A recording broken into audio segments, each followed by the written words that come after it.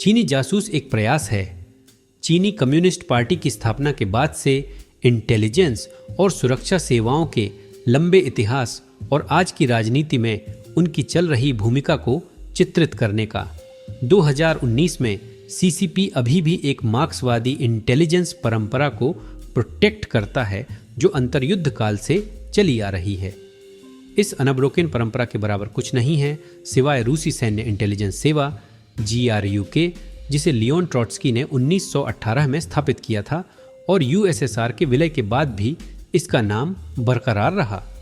एक सदी बाद 2019 तक इसने सीरिया में इस्लामिक स्टेट ISIS को हराने में महत्वपूर्ण भूमिका निभाई।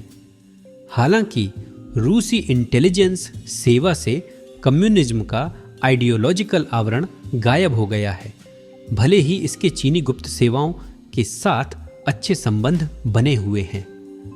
हमारी कहानी की शुरुआत 1920 के दशक में शंघाई की लड़ाई से होती है और यह साइबर संघर्ष, न्यू सिल्क रोड के गुप्त ऑपरेशंस, आज के वैश्विक आर्थिक युद्धों, इंटरनेट पर चल रही लड़ाइयों और इस्लामी आतंकवाद के खिलाफ युद्ध तक जाती है।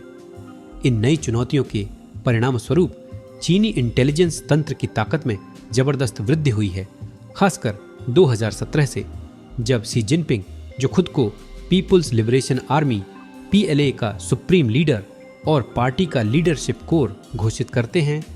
उन्होंने 19वीं CCP कांग्रेस में अपनी शक्तियों को बढ़ाया, जिससे वे माओ जेडोंग और देंग शियाओपिंग के बाद सबसे शक्तिशाली चीनी नेता बन गए।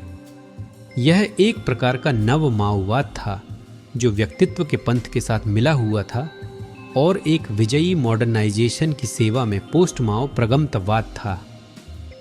शी जिनपिंग थॉट के अनुसार सबसे महत्वपूर्ण बात मास लाइन को बनाए रखना है, साथ ही गहरी सुधार करना और चीनी राष्ट्र के पुनर्जागरण के माध्यम से देश को पुनर्जीवित करना है। चीनी इंटेलिजेंस को अन्य देशों से अलग बनाता है कि यह राजनीति से कितना प्रभावित है। प्रत्येक सेवा दो तरफा होती है, जिसमें एक टेक्निकल डायरेक्टर होता है जो दैनिक ऑपरेशंस को संभालता है और एक राजनीतिक कमिश्नर होता है जो यह सुनिश्चित करता है कि संगठन की आइडियोलॉजिकल दिशा CCP द्वारा निर्धारित रणनीति के अनुरूप हो। विशेष रूप से यह दिशा चीनी ड्रीम के साथ मेल खाती है, यानी राष्ट्रपति शी का पार्टी की सर्वोच्चता को बनाए रखने का लक्ष्य, साथ ही उनकी वैश्विक रणनीति का पीछा करना। यह रणनीति वास्तव में न केवल ग्लोबल है बल्कि इंटरप्लैनेटरी भी है।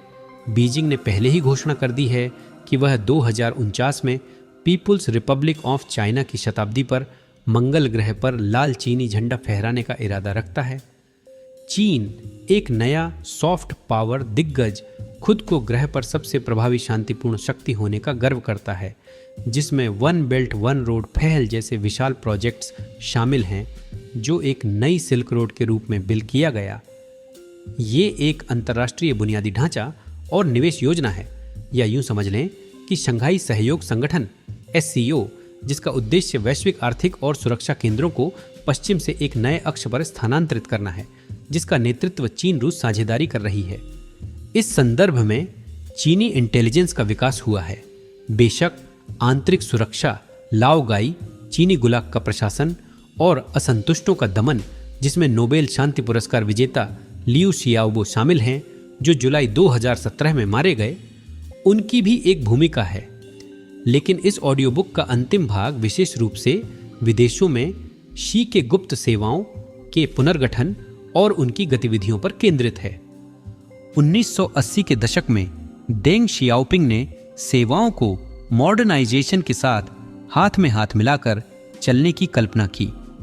1990 के दशक में जियांग जेमिन ने उन्हें एक क्षेत्रीय इंटेलिजेंस सेवाओं के समुदाय से एक वैश्विक तंत्र में विकसित होने की अनुमति दी, जिसका लाभ उन्होंने रूसी KGB के अस्थायी गायब होने का उठाया, जो आज एक